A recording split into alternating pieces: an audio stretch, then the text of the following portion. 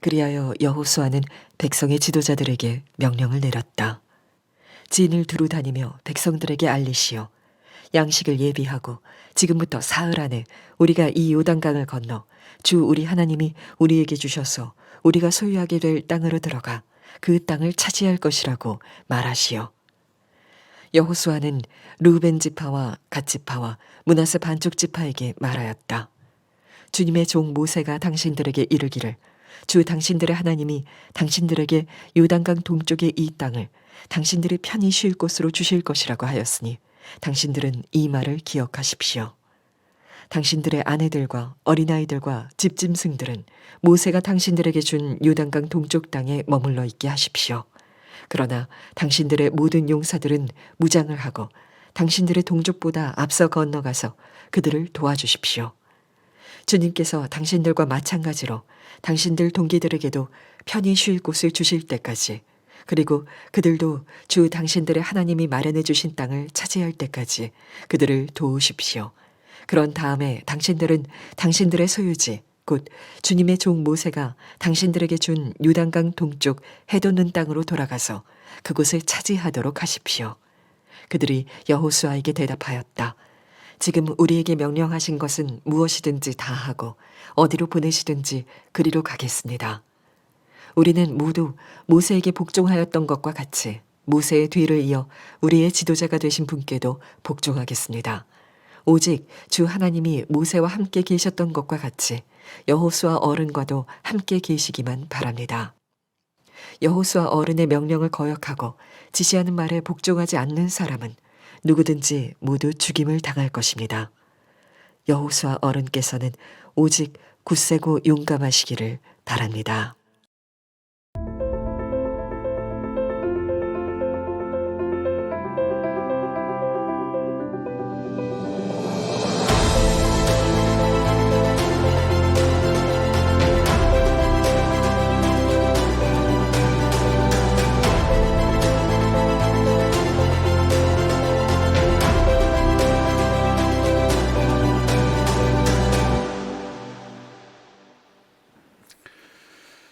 네, 하나님과 함께하는 비범한 여정 시리즈의 우리 세 번째가 되겠습니다. 하나님께서 우리에게 영적 유산을 주신 이유가 무엇인지를 우리 한번 오늘 말씀을 통해서 보고자 합니다.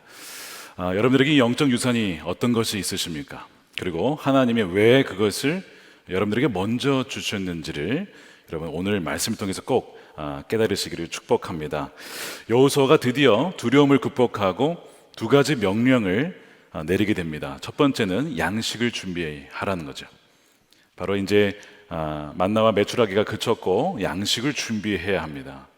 사흘 안에 요단강을 건너기 때문에 그렇습니다. 두 번째는 르우벤과 갓과 므낫세 반지파에게 형제들을 도우라는 것이죠. 다른 지파들이 유업을 차지할 수 있도록 도우라라는 명령을 내립니다. 자, 이 명령을 이해하시려면 민수기 32장과 신명기 2장 3장을 여러분 아셔야 되는데 거기에 이런 내용이 나와요. 1년 전쯤입니다. 모세가 죽기 이전인데요. 이스라엘 민족이 요단 동편 땅에 다다랐습니다. 근데 거기에 다른 민족들이 살고 있었어요. 아모리 족속과 바산 왕이 살고 있었기 때문에 하나님께서 그들을 물리치고 몰아내고 그 땅을 너희의 유산으로 삼으라는 겁니다. 그러니까 내가 그 땅을 너희에게 유산으로 줄 것이다. 그렇게 말씀을 하세요. 신명기 2장 31절이죠. 주님께서 나에게 말씀하시기를 보아라. 내가 시온과 그의 땅을 너에게 주었으니, 하나님이 주셨다는 거예요. 벌써 너는 이제부터 그 땅을 점령하여 유산으로 삼아라. 그래서 하나님께서 함께 하심으로 그 땅을 점령합니다. 그러자 르우벤과 갓과 오늘 이 므낫세 반지파가 그때 요청을 한 거예요. 이 땅을 저에게 달라는 거예요. 왜냐하면 이미 재산이 너무 많아요. 가축들이 많은데 이 요단강 동편이 이 목축하기 너무 좋은 땅이었습니다. 그래서 여기에서 우리가 정착할 수 있도록 주십시오. 요청을 하니까 처음에 모세가 좀 난감한 표정을 지으면서 거절을 해요. 왜냐하면 좋긴 하지만 너희들이 여기 머물러 있으면 다른 지파들도 머물러 있으려고 하지 않겠느냐. 그러니까 안 된다라는 거예요. 그때 이 세 지파가 약속을 하죠. 저희가 여기를 얻게 되면은 나중에 그 정복종전을 할 때에 우리가 함께 건너가서 우리가 더 앞서가서 우리가 그 땅을 얻을 수 있도록 돕겠다라는 거예요. 그 약속을 하고 그 조건으로 그 땅을 얻게 되는 것이 바로 1년 전쯤의 사건입니다. 자, 근데 시간이 지났어요. 상황이 바뀌었습니다. 모세가 죽었어요. 약속했던 모세가 없어졌습니다. 이들은 땅을 차지했습니다. 게다가 그 약속을 지키려면, 여러분 오늘 본문에도 나와 있지만 14절에 그 아이들과 그 재산을 두고 건너가야 되는 거예요. 정복전쟁이 10년 이상 걸리는데 그 시기에 이 누가 쳐들어와서 그 가족들을 해치면 어떡해요? 그런 위험성이 있죠. 게다가 선봉으로 서야 됩니다. 그러니까 여러 가지 약속은 했지만 굉장히 부담스러운 약속을 사실은 했었던 겁니다. 이들은 광야 2세대입니다. 광야에서 태어났기 때문에 집이 없이 살았던 사람들이에요. 아마 광야에서 가장 먼저 태어난 사람을 치면 39년에서 거의 40년 가까이 나이가 되었을 겁니다. 한 번도 안식을 취해본 적이 없는 세대입니다. 그러니 땅이 이미 주어졌는데 무엇하러 전쟁을 다시 가겠어요? 여러분 같으면 가시겠습니까? 아마 마음이 좀 바뀌실지도 모릅니다. 사람은요, 화장실 들어갈 때와 나올 때가 다른 거예요. 가기 전에는 막 제발 좀 이러면서 나올 때는 이제 마음이 싹 달라지는 거죠. 이게 보통 사람의 본성입니다. 누가복음 17장에도 보면 10명의 나병 환자가 자기를 고쳐달라고 예수님께 그렇게 요청을 해요. 저희를 치료해 주십시오. 너무 괴롭습니다. 그러니까 예수님께서 그들을 긍휼히 여기시고 어떻게 하죠? 가라, 제사장들에게 몸을 보이라. 그들이 그걸 믿고 가는 도중에 병이 났습니다. 근데 그 중에 한 명이 예수님께 돌아와요. 하나님께 찬양과 감사를 올려드려요. 그랬더니 예수님이 하신 얘기가 뭐예요? 나머지 9명 어디 있냐? 9명을 찾더라는 거예요. 마땅히 그들도 와서 하나님과 감사 영광을 돌려야 할 텐데 9은 어디 있냐는 거예요. 이게 사람의 본성입니다. 우리에게 하나님이 많은 것을 주시고 유업을 주셔도 우리 마음이 바뀔 수가 있어요. 그때는 간절했지만 이미 그것을 받고 난 다음에는 우리 약속 같은 거 잊어버릴 수가 있는 것이 우리 인간의 본성입니다. 그런데 참 귀한 건 뭐냐면 오늘 이 세 지파가요, 그 약속을 지키겠다라고 하는 거예요. 자, 16절에요. 그들이 여호수아에게 대답하였다. 지금 우리에게 명령하신 것은 무엇이든지 다 하고 어디로 보내시든지 그리로 가겠습니다. 이들은 형통의 비결을 아는 자들입니다. 지난주 형통의 비결 3가지 얘기했잖아요. 3번째가 무엇을 말씀하시든지 그대로 행하라. 그럼 너희가 형통하게 될 것이다. 약속하셨잖아요. 이들은 이미 그 형통의 비결을 알고 있었어요. 왜냐? 이들의 부모 세대가 어떻게 죽었습니까? 광야에서 죽었어요. 뭐 하다가? 하나님 말씀에 거역하다가. 신명기 9장 23절이죠. 주께서 이르시기를 올라가서 너희에게 준 땅을 차지하라 하였습니다. 그러나 당신들의 하나님 명령을 거역하고 믿지 않고 말씀을 듣지 않았다는 거예요. 그래서 광야에서 죽었어요. 이 광야 2세대, 다음 세대는 부모 세대가 준 거를 보았습니다. 역사를 알고 있습니다. 그렇기 때문에 하나님께 거역할 것이 아니라 하나님 말씀대로 순종하면 비록 상황은 어려워 보여도 하나님께서 그 길을 인도하시고 우리 길을 형통케 하시는구나 하는 것을 그들이 알았다는 것이죠. 참 귀한 것이 부모 세대보다 다음 세대가 낫다라는 것이죠. 저는 이 말씀을 묵상하다가 그런 기도가 들어졌습니다. 부모 세대의 유산이 참 귀하지만 우리 세대가 더 풍성한 유산을, 또한 우리 다음 세대가 더 풍성한 유산과 믿음의 깊은 견고한 그것을 갖게 해달라고 그런 기도가 나왔어요. 여러분들의 자녀가 그런 유산을 누리기를 주님의 이름으로 축복합니다. 이 세대들이 지금 그런 고백을 드리는 거예요. 얼마나 감사한 일인지 몰라요. 자, 그러면 이들이 지금 얻은 유산이라고 하는 것, 유업이라고 하는 것이 무슨 의미냐? 오늘 본문에 반복적으로 나오는 단어가 나와요. 개역 개정판을 읽어보시면 뭐가 나오냐면 안식이라는 단어가 나옵니다. 안식. 자, 그래서 13절에 보시면 여호와의 종 모세가 너희에게 명령하여 이르기를 너희 하나님 여호와께서 너희에게 뭘 주세요? 안식을 주시며 이 땅을 너희에게 주시리라. 그러니까 땅의 의미는 단지 어떤 재물만이 아니고요, 안식을 주신다는 것입니다. 15절에 여호와께서 너희를 안식하게 하신 것 같이 너희의 형제도 안식하며 그들도 너희 하나님 여호와께서 주시는 그 땅을 차지하기까지 하라는 거예요. 그러니까 안식은 쉬는 것이죠. 노동을 그치고 모든 수고를 그치고 수고하고 무거운 짐자들아 다 내게로 오라. 내가 너희를 쉬게 하리라. 그게 안식이에요. 그러니까 하나님도 창조하시고 쉬셨습니다. 그런데 요즘 현대인들은 쉴 틈이 없어요. 안식이 아니라 안쉼. 안식일이 아니라 안쉼일. 쉴 수가 없는 거예요. 너무 막 일이 많고 하여튼 쉬라고 시간을 줘도 쉴 수가 없어요. 저도 굉장히 마음이 찔리는데, 여러분, 이 안식과 안쉼의 이 차이는요, 결국 하나님을 우리가 정말 신뢰하냐, 하나님을 신뢰하면 거룩하게 시간을 구별하여서 내가 내 삶이 내 노동과 노력에 달려있지 않다, 하나님이 공급하여 주시고 하나님이 인도하신다라는 것이 믿어지면 일을 놓는 거예요. 근데 그것이 안 믿어지면 쉴 틈이 없는 거예요. 계속 뭔가 불안한 거죠. 내가 하지 않으면 안 될 것만 같고, 나 없으면 안 될 것만 같고, 그런 불안함이 있기 때문에 안쉼이 되는 것입니다. 그래서 이 안식이라고 하는 것은 평강이 임하고, 다만 원수들의 공격으로부터 모든 것이 그쳐서 정말 참된 만족을 누리는 상태가 이 안식이죠. 그러니까 지금 이들이 광야에서 그 오랜 시간을 잘 지내다가 이제는 하나님이 뭘 주셨다는 거예요? 안식을 주셨다. 그들과 함께 하시고 그들의 모든 수고가 그치고 평강을 누리며 자손들도 그것을 누리는 안식을 이들이 얻은 것이죠.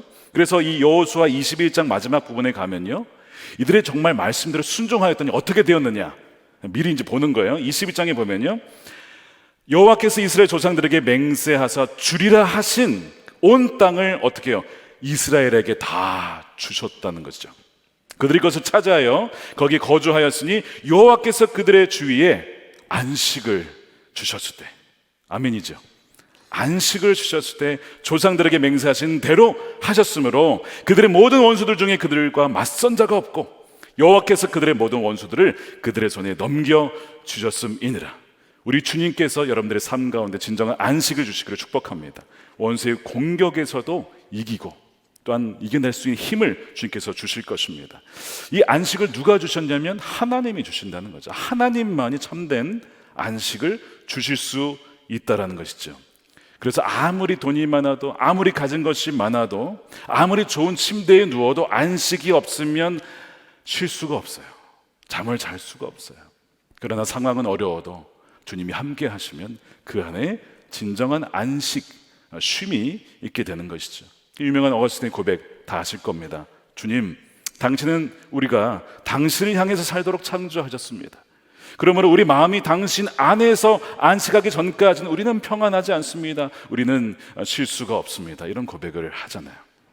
그러니까 우리가 그분 안에 거할 때는 안식이 있고요, 그분이 우리 가운데 임할 때, 좌정하실 때에 안식이 있습니다. 그래서 이 안식의 의미에는 무슨 단어가, 어떤 의미가 있냐면 앉다라는 의미가 있습니다. 여러분 지금 다 앉아 계시죠? 평안하십니까? 불편하십니까 혹시? 네, 안식에는 sit down이라고 하는 앉다라는 의미가 있어요. 평강이 있으면 쉼을 얻고 앉게 되는 거죠. 근데 이 앉다라는 표현 속에 뭔가 이렇게 내려와 앉다 이런 의미가 있거든요.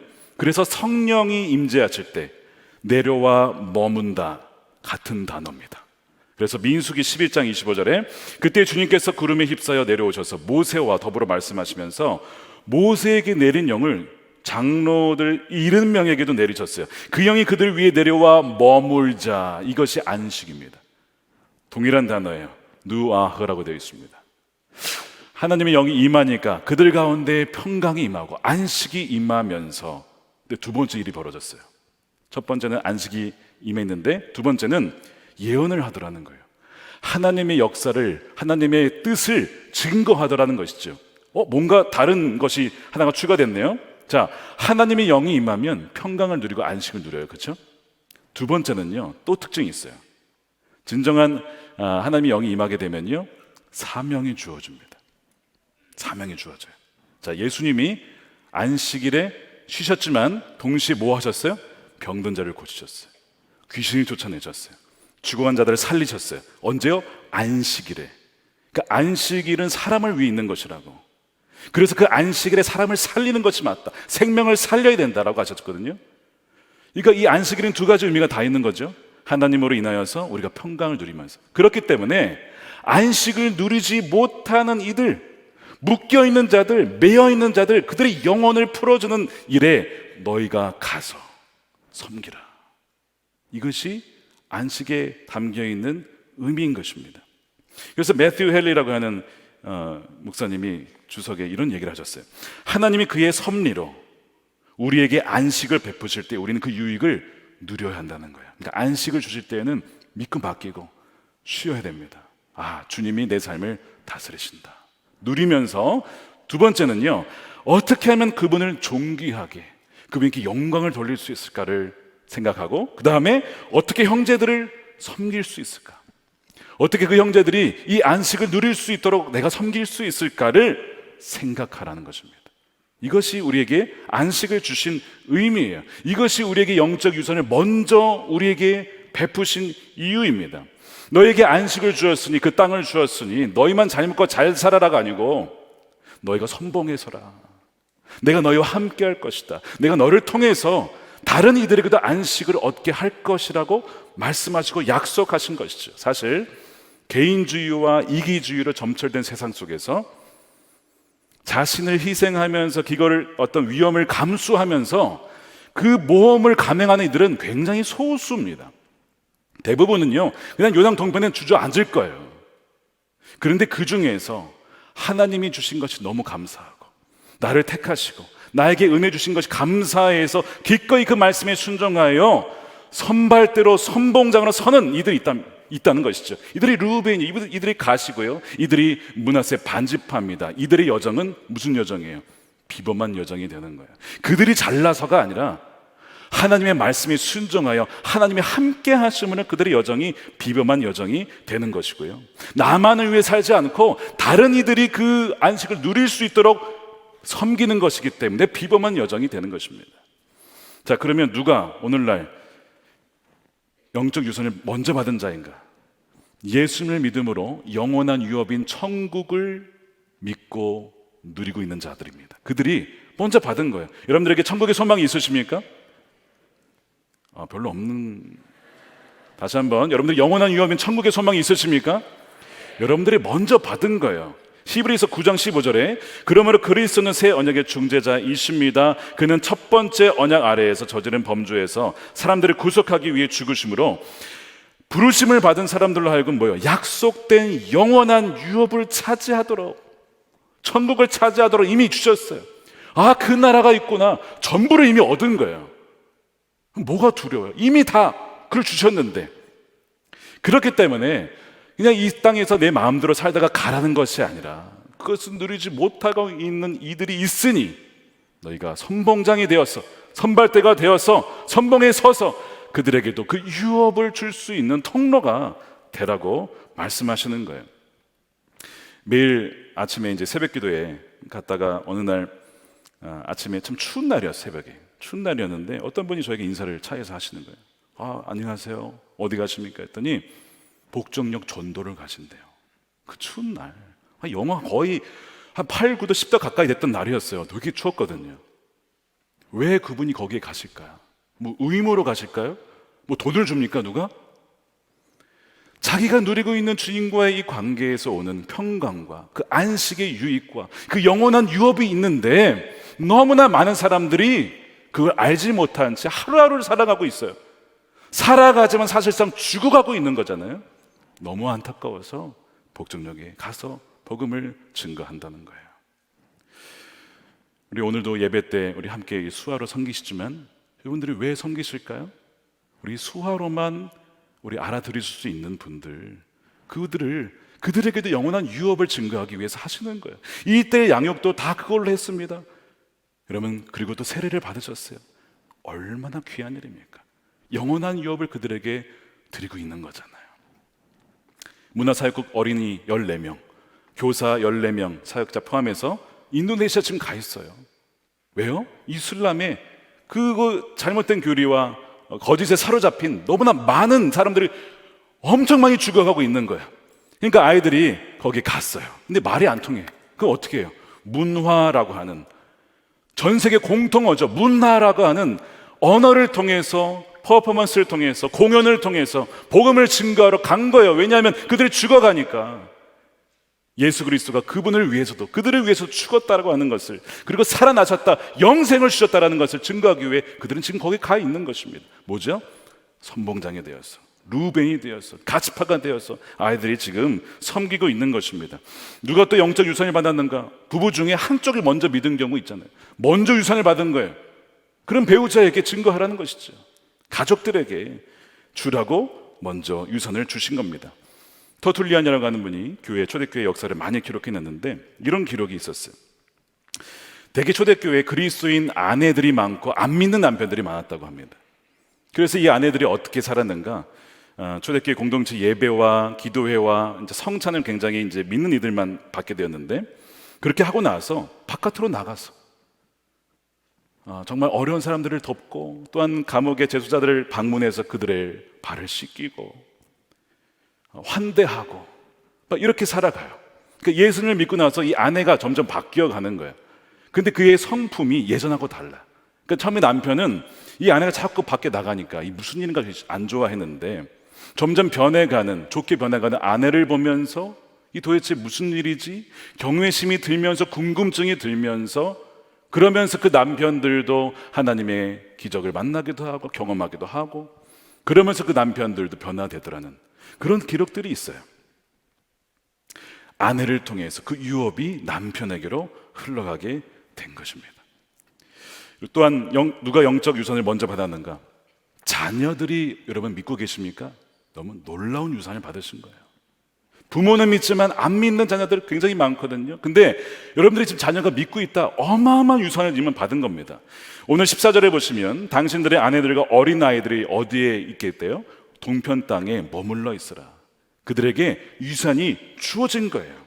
그러므로 당신들은, 용사들은 무장을 해서 도우라는 거예요. 당신들은 유산을 받았지만 자녀들이 아직 유산을 받지 못한 너무나 많은 지파와 가정들이 있기 때문에 여러분들이 가서 그들을 위해서 기도하고 섬겨주라는 거예요. 작년 10월 1일 임원 훈련 때 숫자로 보는 교회라는 프레젠테이션이 있었어요. 숫자가 많이 나왔습니다. 이게 무슨 의미일까요? 무슨 의미일까요? 하는데 한 번은 숫자 2가 나왔습니다. 뭘까요? 작년에 5월 달에 교사 모집 광고를 했습니다. 몇 주간 쫙 해서 모집된 교사 숫자 2명. 이거예요. 충격이죠. 야, 어떻게 이럴 수가 있나. 저도 충격받고 다 충격받았어. 어떻게 이럴 수가 있나. 나중에 경례해서 한 160여 명이 지원하셔서 얼마나 감사한지 몰라요. 그런 일이 있었고요. 직분자, 그러니까 집사님 이상 임원분들 중에 봉사하지 않는 분들이 거의 50%. 그러니까 코로나를 지나면서 약간 그런 것들이 더 심해진 것 같아요. 저는 믿기를 이분들이 가정에서나 직장에서나 본인이 있는 곳에서의 어떤 선교적인 삶을 사시느라 그럴 것이다라고 저는 믿고 싶습니다. 좋은 쪽으로 생각하는 게 좋죠. 아무래도 그것도 너무 중요한 사역이에요. 그렇게 나가야 되거든요. 그런데 만일 그것도 아니고 이것도 아니다, 그럼 뭐예요? 요단 동편에 그냥 눌러 앉은 거죠.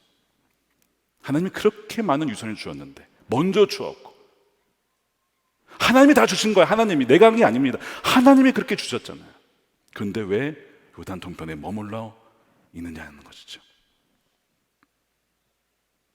그래서 히브리서 4장 1절 6절에 보면요, 아무리 들어갈 안식이 남아 있어도, 또한 기쁜 소식을 먼저 들었어도 순종하지 않으면 그 유업이 자신의 유업이 되지 못한다라는 거죠. 여러분 잘 생각해 보세요.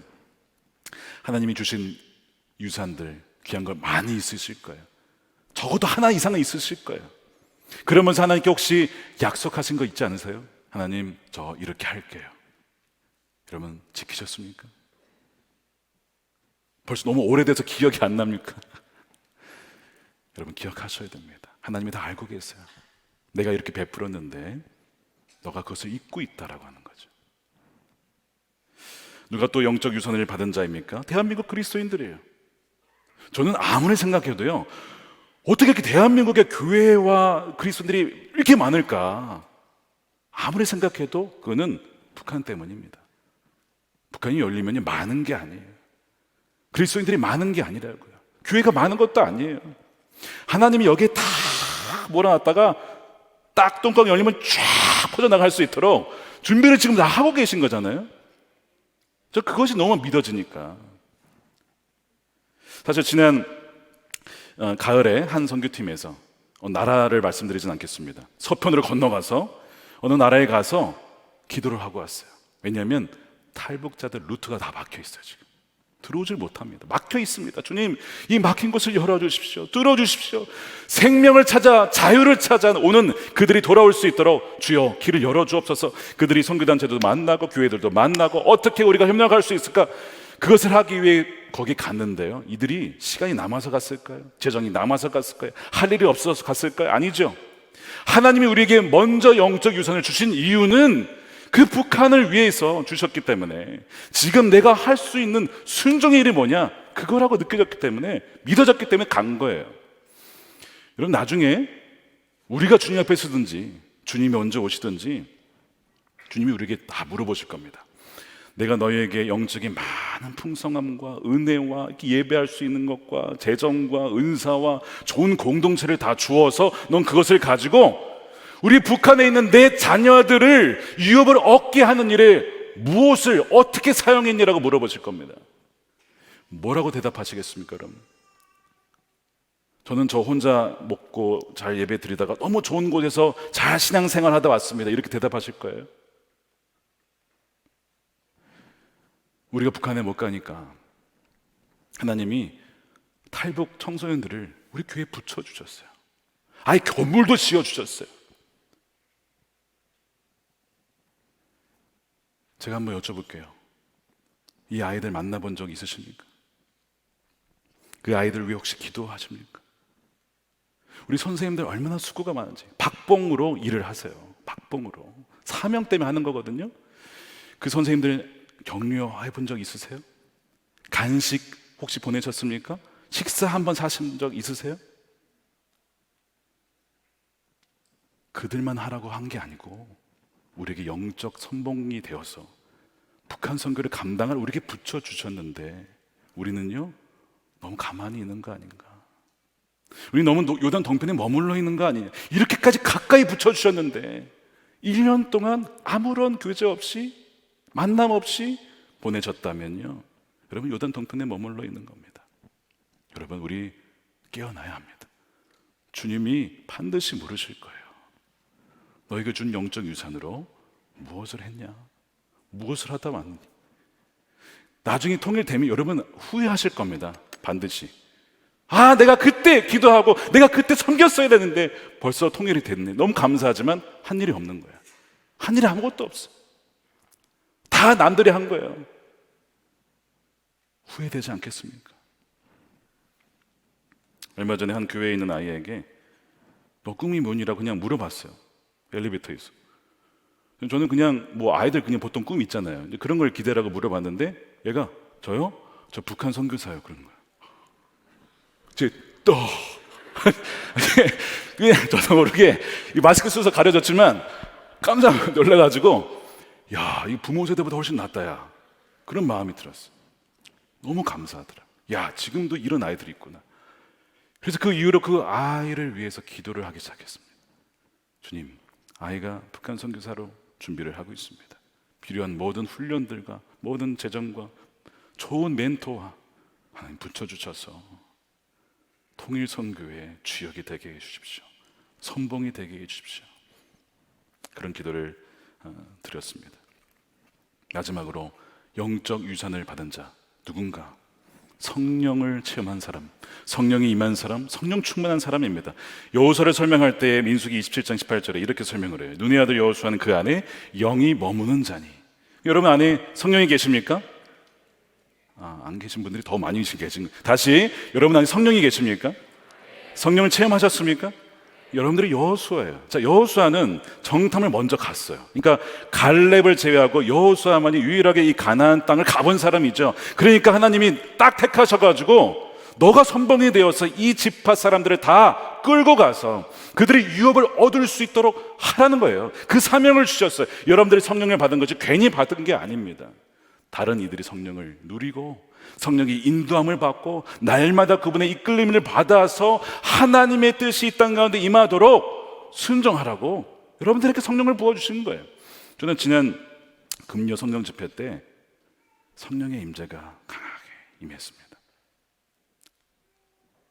저는 근데 그 임재가 있을 줄 어느 정도 알았어요. 왜냐, 지난 주 중에 말씀을 준비하는데요, 그 말씀을 준비하다가 2번이나 정말 펑펑 울었어요.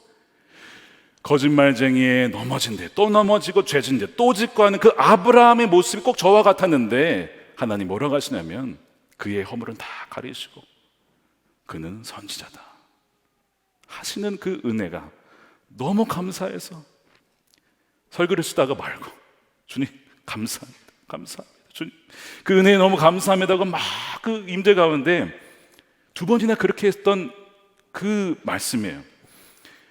그래서 하나님께서 뭔가 은혜를 주겠구나 하는 걸 알았는데 아니나 다를까 설교 후에 찬양하기 후에 이미 기도 전파하기 전에 이미 성령의 임재가 쫙 곳곳에 사람들이 흐느껴 울면서 그 은혜에 감격하고 있는 모습을 봤어요.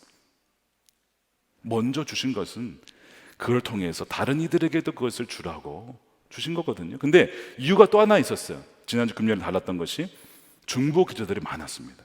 7시부터 먼저 건너와서 중보 기도를 그렇게 눈물로 기도하며 교회를 위해서 또한 팀을 위해서 참여할 성도들을 위하여서 억눌리고 매여있고 그렇게 힘들어한 자들이 안식을 누리게 해주십시오. 자유를 누리게 해주십시오. 주님을 경험하게 해주십시오. 그렇게 기도를 했는데요. 오늘 중보기도들 엄청 많네. 제가 예배 전에 그걸 보았는데 다 이유가 있었던 거예요.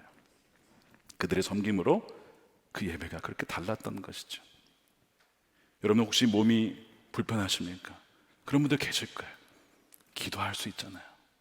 기도의 선봉장 될 수 있죠. 얼마나 귀한 일인지 몰라요.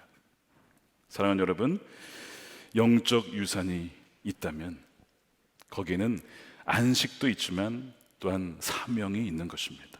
아직 안식을 누리지 못한 이들이 너무나 많아요. 믿는 것 같지만 불안하고 두려워하고 또한 자기만을 위해서 살아가는 이들이 너무나 많습니다. 한국교회가 왜 비판을 받습니까? 이기적이다, 자기만 한다. 우린 이제는 베풀고 섬기고 희생하는 원래 그리스도인으로 돌아와야 돼요. 우리는 못하죠. 그런데 뭐래요? 하나님이 함께 하시면, 그분의 영이 임하시면 그분이 우리를 인도하시고 우리의 삶은요 참 평범하지만 그분이 함께 하시면 뭐가 돼요? 비범한 여정이 되는 거예요.